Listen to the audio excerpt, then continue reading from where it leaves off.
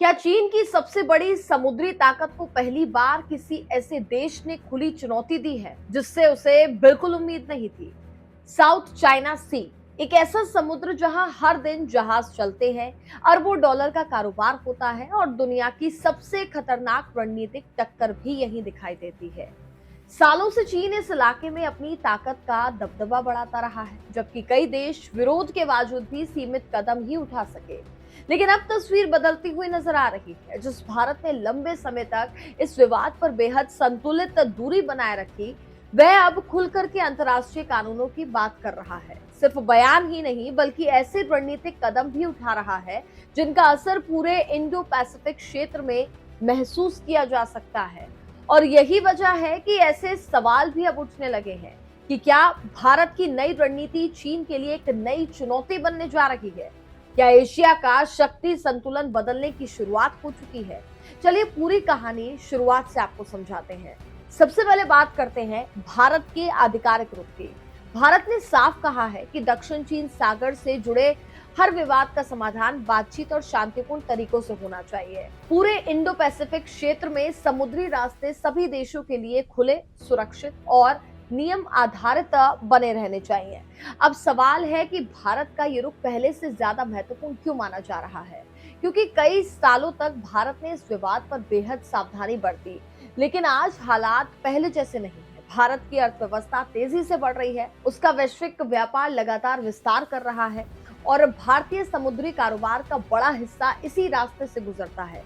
यानी कि अगर दक्षिण चीन सागर में तनाव बढ़ता है तो उसका असर केवल पड़ोसी देशों तक सीमित नहीं रहेगा, बल्कि भारत की अर्थव्यवस्था और समुद्री व्यापार पर भी इसका असर पड़ सकता है।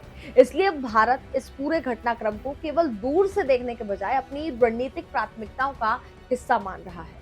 लेकिन असली विवाद सिर्फ समुद्र का नहीं, बल्कि उस फैसले का है जिसे दुनिया ने कानूनी माना, लेकिन चीन ने मानने से इनकार कर दिया। साल 2016 में अंतर्राष्ट्रीय मध्यस्थता ट्रिब्यूनल ने चीन के 9 डैश लाइन दावे को कानूनी तौर पर आधारहीन बताया था।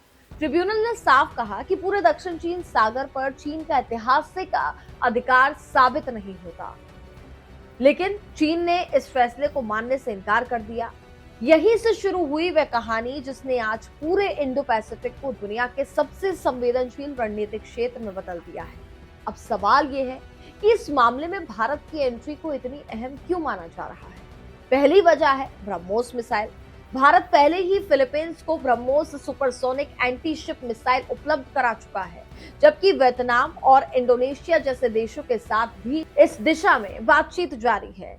यदि एक क्षेत्र के कई देशों के पास ऐसी क्षमता विकसित होती है तो दक्षिण चीन सागर में चीन की नौसैनिक गतिविधियों के लिए रणनीतिक चुनौतियां बढ़ सकती हैं।